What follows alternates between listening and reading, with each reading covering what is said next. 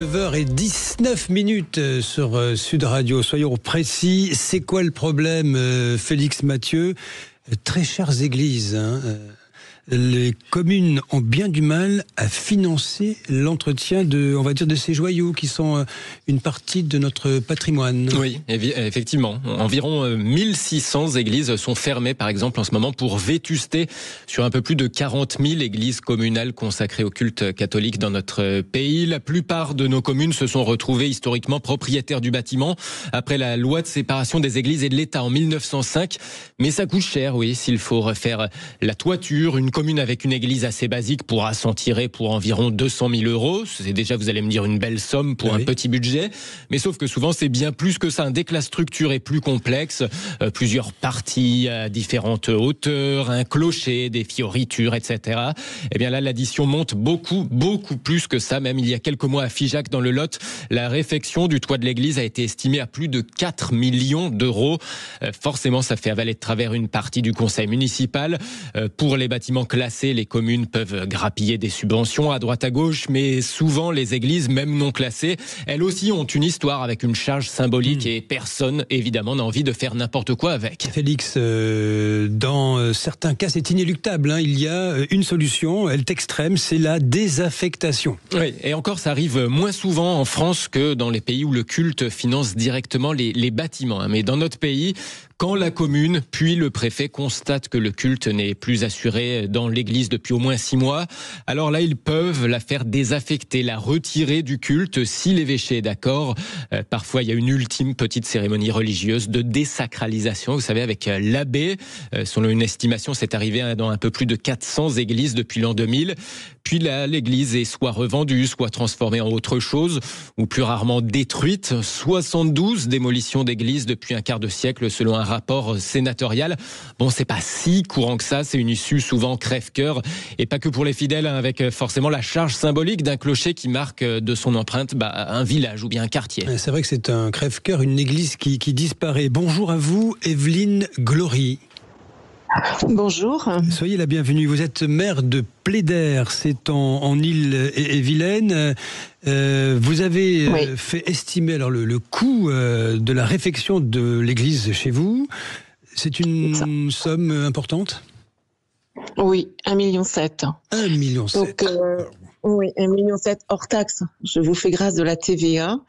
Moi, je m'y attendais plus ou moins, mais peut-être pas autant.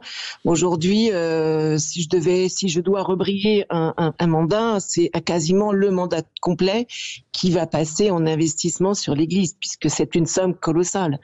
Et qu'aujourd'hui, financièrement, on n'a pas ça. Très honnêtement, aucune commune ou très peu de communes ont les moyens de mettre 1,7 million dans des travaux. On va les faire en plusieurs tranches. Quand vous dites 1,7 million, Evelyne Glory, de quel type de travaux il s'agit ? Il s'agit de la restauration de toiture, de charpente, du clocher, de ces mises en sécurité des cloches, parce que avec le temps, tout se dégrade. On a l'embellissement à l'intérieur de l'église, puisque l'intérieur se dégrade également du fait qu'elle prend un peu l'eau. Enfin voilà, il y a toutes ces petites choses qui sont quand même de grosses choses et qui font que l'intérieur de notre église vétuste. Oui, et puis ça se dégrade très vite, les vieilles bâtisses. Félix Mathieu. Très vite. Félix Mathieu. Pour vous, c'est inimaginable, évidemment, de désaffecter ou de revendre l'église. Vous allez faire comment, du coup ? Je ne désaffecte pas, je ne vendrai pas mon église parce que je considère que ça fait partie du patrimoine en France, de français, et qu'on doit nous s'y tenir. On doit garder ce patrimoine, et on doit même être extrêmement vigilant pour le garder dans le giron de la France. Mais je vais certainement être obligée de fermer l'église un certain temps pour la sécuriser. Là, aujourd'hui, je reçois des cordistes. C'est pour vous dire, pour voir si on peut démonter le clocher pour sécuriser et enlever la cloche. Vous voyez, j'en suis là. Ça devient un vrai problème. Mais moi, je peux pas dire que je fermerai mon église. Je peux pas accepter ça. On ne doit pas accepter ça. On doit se battre pour ça. Qu'est-ce qu'il y a ? Il y a des infiltrations dans les pierres parce qu'il pleut, j'imagine, régulièrement. Voilà, la charpente prend l'eau, le bois a pourri, bien évidemment. L'installation des cloches n'est pas conforme à ce qu'elle aurait dû être, donc ce qui fait que ça fait bouger la charpente. Donc ça veut dire que la longue de bouger, on bouge une grosse partie de la structure charpente de l'église et ça met en difficulté, ça casse les ardoises, ça fait rentrer l'eau et donc une fois que l'eau est infiltrée à l'intérieur, vous imaginez bien que ça pourrit aussi le bois de l'intérieur, ça pourrit les plâtres, etc. Pardon Félix, une question encore de ma part. Qu'est-ce qu'ils disent les administrés à Plédère? Ils tiennent à leur église? Qu'est-ce qu'ils vous disent au juste? Eux, ils attendent qu'une seule chose, c'est que je la mette aux normes, que je la remette en état, que je la rembellisse. Pour eux, ça fait partie de leur vie. C'est leur vie. Moi, je vis dans une commune de 800 habitants où je suis née aussi. Je vois pas, comme certaines communes, raser l'église, désaffecter l'église, en faire un restaurant. Je peux pas. Oui. Très honnêtement, je ne peux pas vivre comme ça. Félix. Oui, et eux, ils attendent une chose. Bien sûr. Mais 800 habitants, vous dites 1,7 million, c'est lourd. Félix Mathieu. Oui, c'est énorme. Il y a une charge historique, symbolique, et c'est important, donc on l'a compris, au-delà même des croyants. Du coup, c'est concrètement la chasse au financement. C'est ça, vous avez tout dit.